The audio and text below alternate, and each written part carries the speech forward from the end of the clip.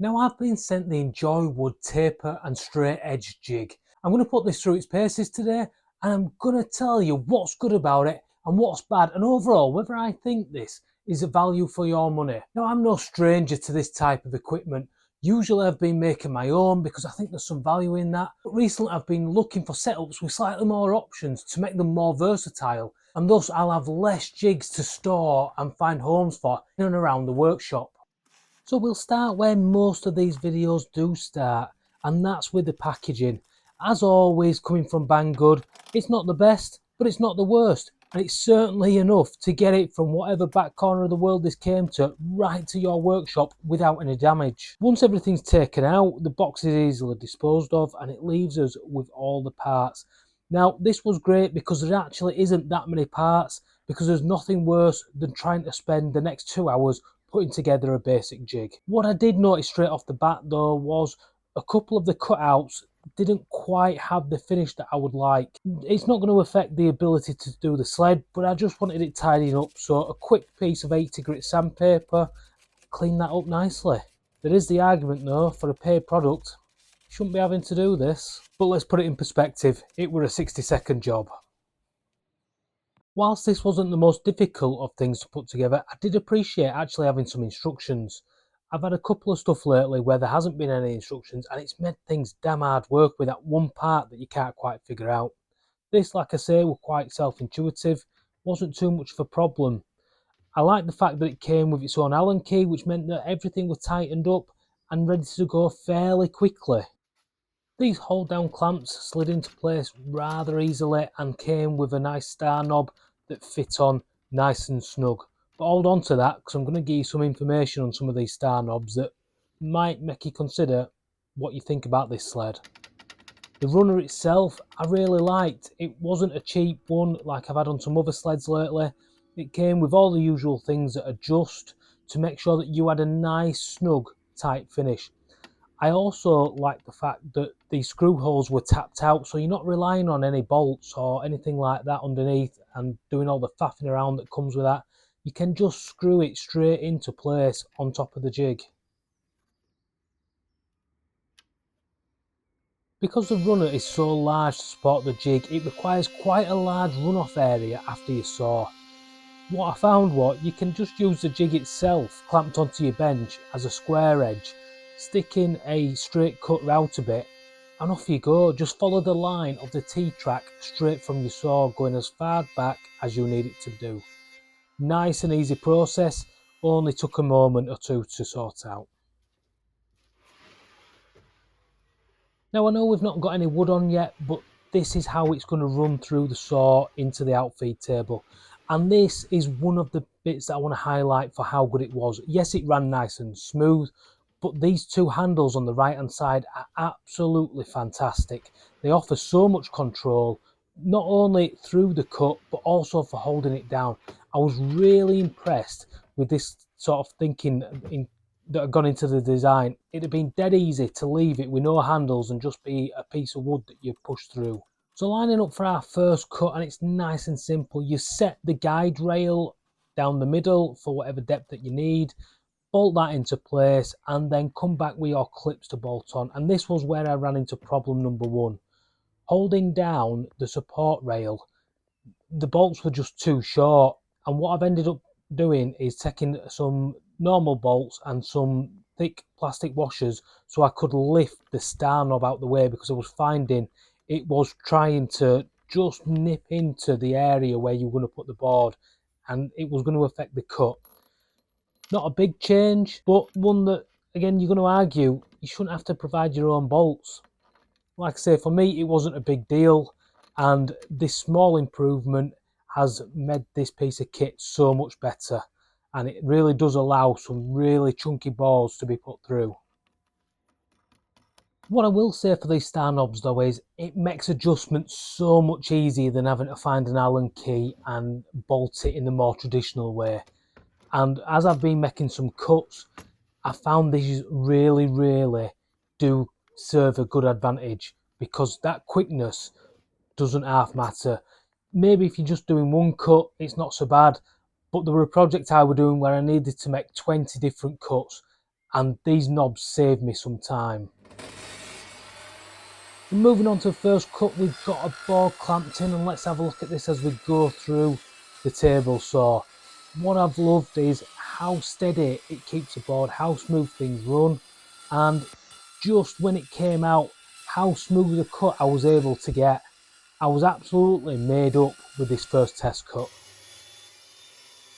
And again, as you can see, those handles are fantastic. I'm well out of the way of the blade, my hands are nowhere near it, and should there be any kickback, I'm all the way at the side. And there's no chance of me getting caught in the crossfire with this thing. And I really like that, because like I say, I've seen plenty of others where it's basically just a hard board on the bottom and you push it from behind. So after a couple of cuts, I thought I'd take something a little bit deeper than just running the last couple of mil off. And as you can see here, holding onto those handles, pulling this through, the control's fantastic. There's no movement in that board. Everything is well secured down and you've got no chance of any slippage. You might just notice on the bottom there as well, that silver bit is a little heel that just clips onto the bottom of the board, stopping it from being able to move backwards. And in conjunction with the two hold downs that I'm releasing now, it really did lock everything into place so secure that I was happy that this wasn't going to go anywhere. So looking at the finish, I should have put a straight edge on it just to show you how good it was, but it was absolutely fantastic and I have no problems with it. Now, looking at these hold down pegs, I was quite happy with them. What I liked about them was how well they were made. It goes for the handle as well, but the pegs, I like the fact that they had some rounded bits on the end just to make sure that the pressure was coming down and tight in one spot. You had two on each one, and again at the bottom, like I say, there's the adjustable sole that holds the board into place and stops it sliding. Just adds that little bit more security. So we're happy with cutting a straight line, but what about a taper? And this is where I think this jig comes into its own, if I'm honest. Because of the amount of adjustability it has, it's dead simple to get an angle cut. And the board being clamped down so tightly means that the cut remains straight. I mean, just look at this. This is absolutely fantastic. When I've done this with my homemade DIY boards, I've always struggled to get a straight cut. And the cuts were that good and that straight that I was able to use them to build a chair. Now, the vast majority of my regular viewers aren't subscribed. It doesn't half make a difference to a small channel like mine in the eyes of YouTube if people hit that like or subscribe button. So if you get the opportunity, please consider doing this. It really mean a lot to me. So with the sled built and some test cuts made, I can tell you what I think of this now. And there are some good and there are some bad points.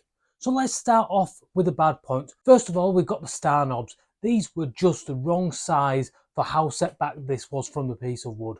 Yes, it was a simple fix, but let's be honest, when you're purchasing a piece of kit, you don't really want to be having to make any adaptations yourself.